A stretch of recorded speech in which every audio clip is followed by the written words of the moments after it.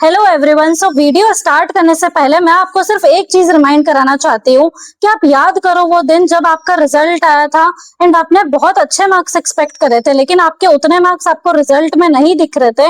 और उस दिन हमने ये बोला था खुद से कि हम सर्टिफाइड कॉपीज जब आएगी ना, तब हम देखते हैं कि हमने क्या मिस्टेक करी और अब वो मिस्टेक हम नेक्स्ट अटेम्प्ट में रिपीट नहीं करेंगे। हम एक्चुअल में देखना चाहते हैं कि यार हमारी एक्सपेक्टेशंस इतनी अलग और मार्क्स इतने अलग क्यों है। अब आज जब आपकी सर्टिफाइड कॉपीज आ गई है इंस्टीट्यूट से या फिर आने वाली है, so it is in the process. काफी स्टूडेंट्स की आ गई है, काफी स्टूडेंट्स की अभी आगे आने वाले दिनों में आ जाएगी। अब जब वो सर्टिफाइड कॉपीज हमारे पास आ गई है, क्या आपने उसका प्रॉपर इवेल्युएशन करा है? क्या आपने हर सब्जेक्ट में कुछ ऐसे 5 to 6 पॉइंट्स राइट डाउन करे हैं जिससे आप नेक्स्ट टाइम में अपने मार्क्स को इम्प्रूव कर सकते हो? I think majority of students didn't do that.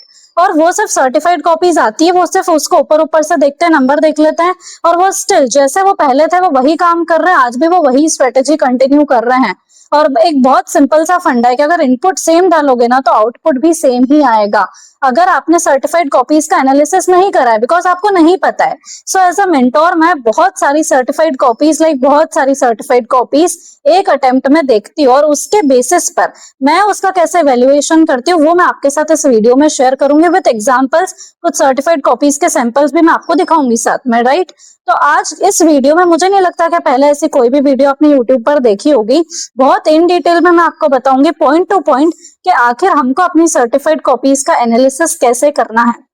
ठीक है, सबसे पहली चीज, फर्स्ट क्राइटेरिया, आपको अपने पेपर में देखना है कि आपने अटेम्प्ट कितने मार्क्स का करा है। अगर आपका 100 मार्क्स का पेपर अटेम्प्ट ही नहीं हो रहा है तो आप कभी भी एग्जाम्पशन एक्सपेक्ट नहीं कर सकते हो। तो सबसे पहली चीज क्या होगी कि एटलीस्ट 90 से 95 मार्क का पेपर आपका अटेम्प्ट होना चाहिए। अगर वो अटेम्प्ट नहीं हो रहा है तो हमको क्या काम करना है, एक बहुत ईजी सॉल्यूशन मैं आपको देती हूँ। देखो, टेस्ट वगैरह और ये सब तो हम देते ही है फॉर श्योर, वो तो हमको सबको पता है कि टेस्ट देने से हमारी स्पीड जो है वो इंप्रूव होगी। लेकिन जब हम प्रैक्टिस कर रहे हैं, जब आप रिविजन्स कर रहे हो, तो आप एक क्वेश्चन पे टाइमर लगाओ और फिर उसको सॉल्व करना स्टार्ट करो। आई नो दैट ये वाला चीज आपको पहले किसी ने भी नहीं बताई होगी, बट जब भी आप एक क्वेश्चन पे टाइमर लगाकर उसको सॉल्व करोगे, आप कैसे टाइमर लगाओगे? 1 मार्क्स के लिए अपने पास एग्जाम में 2 मिनट का टाइम होता है, ठीक है?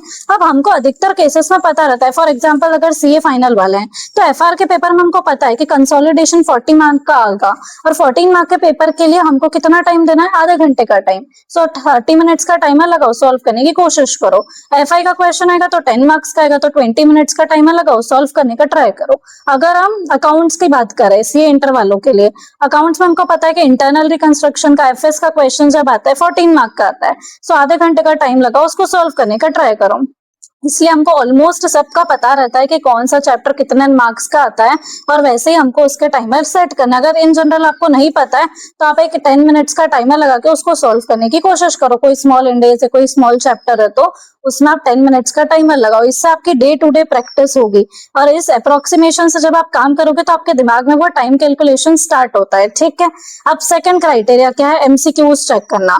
एमसीक्यूज में अगर आपके 20 एंड अबव मिनिमम रहते हैं 20 मार्क्स, अगर वो आपके नहीं बन रहे हैं तो फिर आप कभी भी ज्यादा स्कोर नहीं कर पाओगे, क्योंकि डिस्क्रिप्टिव तो एक एक्सटेंट तक ही हेल्प करता है बॉस। आपको एमसीक्यू उसका सपोर्ट लगेगा ही लगेगा। अगर आपके 20 एंड अबव सब सब्जेक्ट्स में नहीं आ रहे हैं, बिकॉज बहुत सारे लोगों के मार्क्स आते हैं 12 मार्क्स, 14 मार्क्स, तो आप कभी भी क्रॉस नहीं कर पाओगे। 50, 55, 60 वाली लाइन में आप नहीं आ पाओगे। तो हमको क्या काम करना है? अगर एमसीक्यूज में स्कोर नहीं आ रहा है तो एमसीक्यूज के लिए आप आईसीआई की केस सिनेरियो एमसीक्यू बुकलेट को सॉल्व करना स्टार्ट करो, अदरवाइज ये स्कोर कभी इंप्रूव नहीं होगा। सेकंड चीज, एक ऐप है सीए स्टडी पार्टनर करके, प्ले स्टोर पे मिल जाएगा, आप वो डाउनलोड कर सकते हो। वहां पे आपको चैप्टर वाइज एमसीक्यूज मिल जाएंगे, फैकल्टीज के एमसीक्यू बुकलेट्स आती है, एक गूगल पर वेबसाइट भी है, वहां पर अभी आपको चैप्टर वाइज एमसीक्यूज फ्री में मिल जाते हैं, ठीक है? तो आप ये सब चीजों का हेल्प जो है वो ले सकते हो, बट एमसीक्यू पर आपको काम करना पड़ेगा। अगर आप देख रहे हो कॉन्स्टेंटली आपके मार्क्स एमसीक्यूज में नहीं बन रहे हैं तो फिर आप इसको इग्नोर नहीं कर सकते हो। अब थर्ड क्राइटेरिया रहता है कि जब भी हम अपना पेपर सॉल्व करते हैं, मैं ऐसा काफी पेपर्स में देखती हूँ, पेपर बहुत अच्छे से लिखा हुआ है लेकिन आपने पेपर में गलत क्वेश्चन से स्टार्ट करा। जब भी हम गलत क्वेश्चन से स्टार्ट करते हैं ना अपने पेपर में, तो हमारा टाइम वेस्ट होता है, बिकॉज आपने फर्स्ट क्वेश्चन कोई ऐसा ले लिया जिसपे आपके बहुत एफर्ट्स चले गए और उसमें आपको मिल रहा है 1 मार्क्स, 2 मार्क्स, 3 मार्क्स, और आपने टाइम डिवोट करा है 30 मिनट्स, 40 मिनट्स। अब इतना करने के बाद आपका इंप्रेशन भी गलत सेट हो गया, क्योंकि आपने इतना सॉल्व करा, इतना टाइम लगाया, और हमको जब उस क्वेश्चन में हम अटक जाते हैं ना बीच में, तो हमारा माइंडसेट भी खराब हो जाता है उधर ही, हम फ्रस्ट्रेट होने लग जाते हैं कि अरे इतना टाइम लगा दिया, और हम फिर पैनिक करना स्टार्ट करते हैं। तो फॉर एग्जाम्पल मैं आपको अभी एक पेपर दिखा रही हूँ, जैसे इस पेपर में आप चेक करो, इसने अपना क्वेश्चन स्टार्ट करा आंसर 2 से, ये FR का पेपर है, CA फाइनल का। अब इसमें आप देखो कि इसने इतना सारा कंटेंट लिखा है इस लड़की ने FI के क्वेश्चन का, और उसके बाद में इसको नंबर कितने मिले हैं, 2 मार्क्स। 2 मार्क्स के लिए इसने 30 मिनट्स 35 मिनट्स वहां पे पेपर में इन्वेस्ट करे। आपका इंप्रेशन भी गलत सेट हुआ कि आपने इतना सारा कुछ गलत लिखा है, और इसके टोटल नंबर है 39 मार्क्स। अब अगर सोचो आप कि ये अगर ये क्वेश्चन से स्टार्ट नहीं करती, इसका टाइम जो है वो डेफिनेटली सेव होता, तो इसका पूरा पेपर अटेम्प्ट नहीं हुआ है, स्टिल इसके 39 मार्क्स आ गए। अगर इसकी जगह कोई और क्वेश्चन अटेम्प्ट करा होता तो आज नंबर भी ज्यादा आते। तो स्टार्टिंग का कौन सा क्वेश्चन है लेना है वो भी बहुत अफेक्ट करता है अपने पूरे पेपर में, तो ये आपको रॉन्ग चूज नहीं करना है। इसके बाद में 4th क्राइटेरिया होता है क्वेश्चंस का ऑप्शन जो रहता है वो गलत चूज कर लेना। फॉर एग्जाम्पल मैं आपको एक पेपर दिखाती हूँ, ये पेपर भी अगेन हमारा CA फाइनल का ही है। इसमें आप देखोगे एक नॉर्मली मैं अपनी हर वीडियोस में बोलती हुई आई हूँ, ठीक है, कि हमेशा अपने को 5th क्वेश्चन एग्जाम में स्किप करना है। अब मैं ऐसा क्यों बोलती हूँ आप वो समझोगे इस पेपर को देखकर, कि जब आप इस लड़की ने 5th क्वेश्चन को लिखा भी है पेपर के अंदर, उसके बाद भी आप देखो कि इसको कुछ मार्क्स मिले ही नहीं है। इसकी जगह, और इसने सेकंड क्वेश्चन को ऑप्शन में छोड़ा है, ठीक है, इसकी जगह अगर ये सेकंड क्वेश्चन चूज करती, क्योंकि FI का क्वेश्चन हमेशा बहुत अच्छा आता है, स्टार्टिंग में नहीं लिखना FI का क्वेश्चन, बट अगर ये चूज करती है FI का क्वेश्चन तो यहाँ पर इसको ज्यादा मार्क्स मिलता है। अब ये वाला जो पेपर है ये मई का नहीं है, ये जनवरी का पेपर है, ठीक है। अब मैंने इसको ये एडवाइस जनवरी में दी थी, अभी मई में इसने ये वाली चीज इंप्लीमेंट करी और इसके मार्क्स डेफिनेटली इंप्रूव हुए हैं। तो आप कौन सा क्वेश्चन ऑप्शन में छोड़ रहे हो और कौन सा आपको अटेम्प्ट करना है, ये भी बहुत ज्यादा मैटर करता है। इसके बाद हम बात करते हैं अपना 5th क्राइटेरिया जो हमको डेफिनेटली फॉलो करना है। कई सारे लोग MCQs को लास्ट के लिए रखते हैं, पेपर के लास्ट में अटेम्प्ट करेंगे। अब उसके बाद MCQs के लिए ज्यादा टाइम बचता नहीं और MCQ का स्कोर कम हो जाता है। सो MCQs पेपर के बीच में अटेम्प्ट करने रहता है। अब आपको कौन से क्वेश्चन से स्टार्ट करना है, किस सब्जेक्ट के लिए, ये सब मैं आपको कवर करवाती हूँ। इन सब पर मैं इन डिटेल बात करती हूँ अपनी मेंटोरशिप के अंदर। तो जो मेरे मेंटोरशिप के स्टूडेंट्स उनको सब पता होता है कि हमको पेपर किस सीक्वेंस में अटेम्प्ट करना है, कौन सा क्वेश्चन ज्यादा मार्क्स दिलाएगा, किस क्वेश्चन में किस चैप्टर से आ सकता है, वो भी आपको पता होता है। सो बहुत सारी चीजें हमारे लिए प्रिडिक्टेबल हो जाती है। तो इसके लिए आप जो है वो मेंटोरशिप में भी डेफिनेटली एनरोल कर सकते हो। अब हम बात करते हैं 5th क्राइटेरिया की, जो है अपने सब्जेक्ट्स को जब भी आप पढ़ रहे हो तो उसमें अगर आपने रॉन्ग चैप्टर्स चूज करे, बिकॉज हमको पता है कि हम सब चैप्टर्स पे एक जैसी कमांड नहीं बना सकते। अभी बहुत सारे लोग ये सोच के चल रहे कि यार एग्जाम्स तो लेट है तो हम सब चैप्टर्स को पढ़ लेंगे। भले ही आप पढ़ लोगे लेकिन उस 1.5 डे में सब कुछ रिवाइज नहीं हो पाएगा, और कभी भी आपके पास ऐसा ऑप्शन आया कि हमको कुछ चूज करना पड़ेगा तो आपके प्रायोरिटी चैप्टर्स बहुत सिलेक्टेड होने चाहिए। अब जैसे मैं आपको अभी एग्जाम्पल देने वाली हूँ, एक ऑडिट का पेपर आप देखो, ये जो पेपर है ना इसमें 7 मार्क्स है, ये मई 26 का ही पेपर है, ठीक है। और आप इसमें एक बार कंटेंट देखो कि इंसान ने कितना कंटेंट लिखा है, वीडियो को पॉज करके भी आप देखना आराम से। इसने लिखा भी बहुत ही शानदार है, मतलब ऐसा नहीं है कि कुछ भी मन से लिखा है, ऐसा आपको लगेगा पढ़ने पे कि हाँ इस बंदे ने एक्चुअल में पढ़ाई करी है अपनी, लेकिन फिर भी इसको 7 मार्क्स ही क्यों मिले। अगर आप इसका पेपर ध्यान से देखोगे तो आपको पता चलेगा कि इसने सब स्टैंडर्ड्स के क्वेश्चंस को अटेम्प्ट करा हुआ है। और मैं हमेशा अपनी वीडियोस में बोलती हुई आई हूँ, मैं हमेशा अपने स्टूडेंट्स को समझाती हुई आई हूँ कि आप चैप्टर्स पर ध्यान दो। इतना एफर्ट्स अगर चैप्टर्स पर लगा दिए होते ना और प्रायोरिटी चैप्टर्स को चूज कर लिया होता, मेरा एक टेस्ट है उसमें क्यूमुलेटिव टेस्ट है, 30% जो पोर्शन है उतना भी कर लिया होता, अगर उसमें से 5 to 6 चैप्टर्स है तो भी बहुत ज्यादा नंबर मिलते, तो भी 25-30 तो इसी में आ जाता है, सिर्फ डिस्क्रिप्टिव में। और आपने स्टैंडर्ड्स को चूज करा, सब लिखा, बट हमेशा ध्यान रख के चलो कि कभी भी ऐसे स्टैंडर्ड्स में इतने मार्क्स नहीं देता है। क्वेश्चंस भी बहुत कंफ्यूजिंग आते हैं, साथ ही में अपने को 2-3 स्टैंडर्ड्स के रेफरेंसेस देने पड़ते हैं, जिसकी वजह से नंबर कवर नहीं होते, और वो हमको लाइव एग्जांपल इसमें देखने को मिल रहा है। मैंने ऐसे कई सारी सर्टिफाइड कॉपीज देखी कि स्टैंडर्ड्स के क्वेश्चंस लोगों ने अटेम्प्ट करे और नंबर नहीं मिला है। तो आपको कौन सा सब्जेक्ट में कौन सा चैप्टर को प्रायोरिटी देनी है, ऐसे किसमें क्या पूछता है, वो भी बहुत इंपॉर्टेंट है।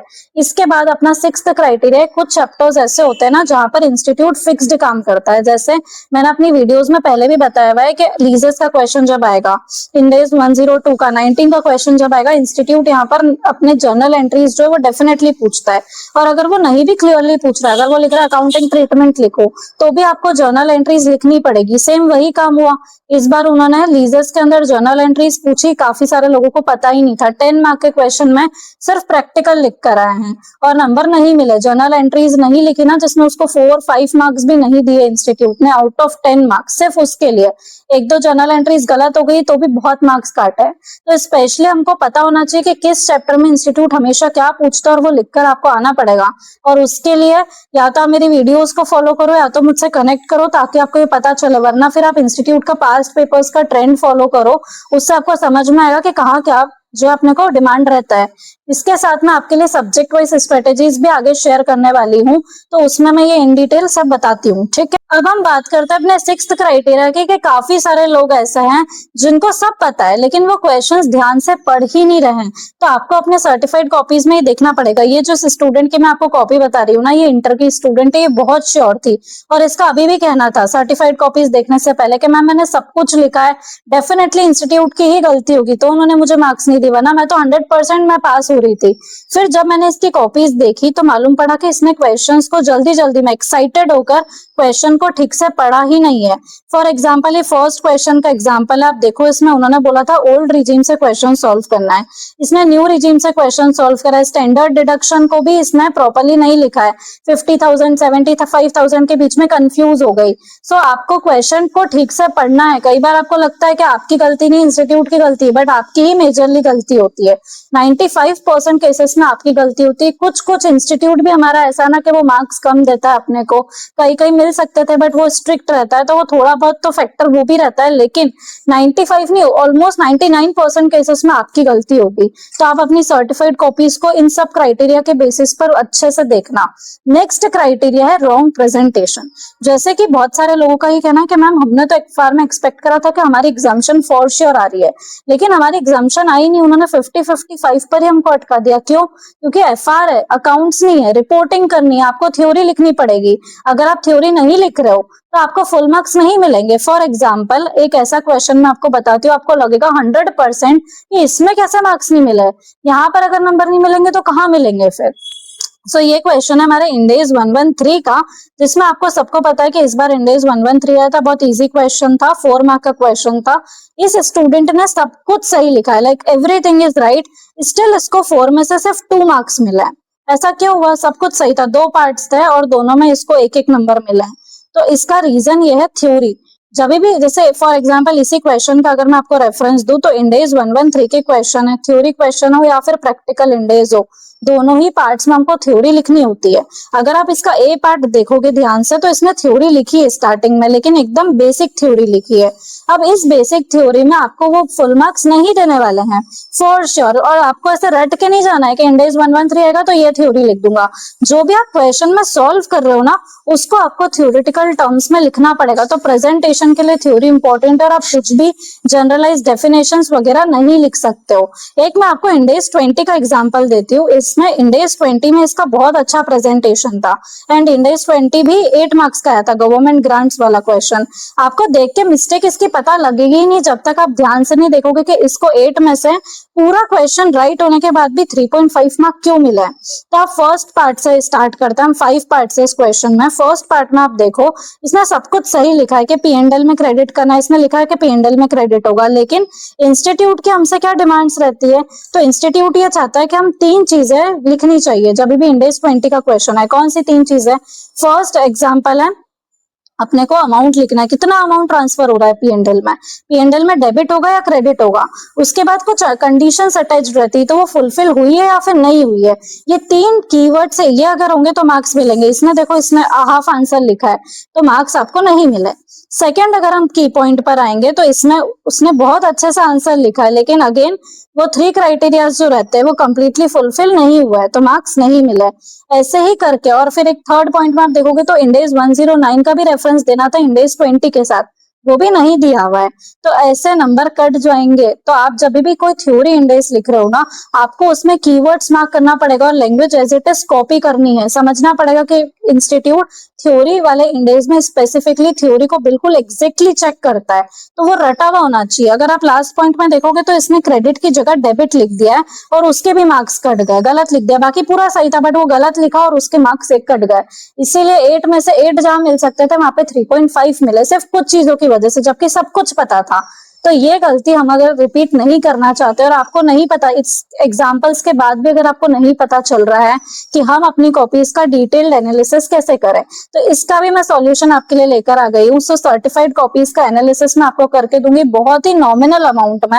आप चेक करना, एक सिंगल सब्जेक्ट की कॉपी सिर्फ 99 रुपीज में रिव्यू हो रही है, सिंगल ग्रुप की सिर्फ 200 रुपीज में और बोथ ग्रुप्स की 300 रुपीज में। सो अगर आप चाहते हो कि आपको एकदम डिटेल रिव्यू मिला, अभी कॉल पे मैं नहीं देने वाली हूँ रिव्यू, सो इसमें मैं आपको एक ऑडियो सेंड करूंगी डिटेल में, जैसे मैंने क्वेश्चन स्पेसिफिक में बताऊंगी कि किसमें आप क्या इंप्रूवमेंट कर सकते थे, इन जनरल आपको क्या इंप्रूवमेंट करना है, और साथ ही में आपके कॉपीज पर रिमार्क्स भी डले हुए रहेंगे जिसका डेमो आपको यहाँ पर साइड में स्क्रीन पर दिख जाएगा कि किस टाइप की कॉपीज, और एक ऑडियो आपको रिसीव होगी। इसमें फिर आपको जो भी डाउट्स है तो वो आपको टेक्स्ट पर डाउट सपोर्ट भी मिल जाएगा, ठीक है। तो अगर आपको अपनी कॉपीज का एनालिसिस करवाना है तो आप डेफिनेटली कमेंट्स में मैंने लिंक दे रखी है, उस पर आप चेकआउट कर सकते हो। सो आज की वीडियो अगर आपको पसंद आई हो तो वीडियो को लाइक करना ना भूले, चैनल को सब्सक्राइब करना ना भूले। So thank you so much for watching.